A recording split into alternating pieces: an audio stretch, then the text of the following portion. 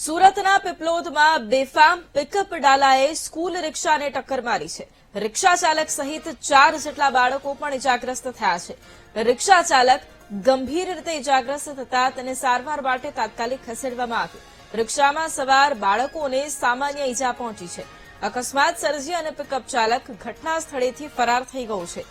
રિક્ષામાં કેન્દ્રીય વિદ્યાલયના વિદ્યાર્થીઓ સવાર હતા. અકસ્માતને લઈને પોલીસે તપાસ પણ શરૂ કરી છે.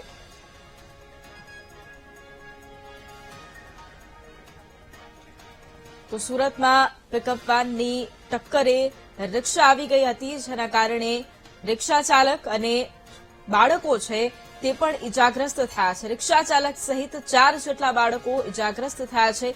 કેન્દ્રીય વિદ્યાલયના આ સ્ટુડન્ટ્સ હતા કે જેઓ રિક્ષામાં સવાર હતા અને એ તમામ વિદ્યાર્થીઓને સામાન્ય ઇજાઓ પહોંચી છે, જ્યારે રિક્ષા ચાલક ગંભીર રીતે ઇજાગ્રસ્ત થયો છે અને હાલ તેને તાત્કાલિક સારવાર માટે ખસેડવામાં પણ આવ્યો છે. જોકે અકસ્માત સર્જી અને પિકઅપ વાન ચાલક તાત્કાલિક ફરાર થયો હતો.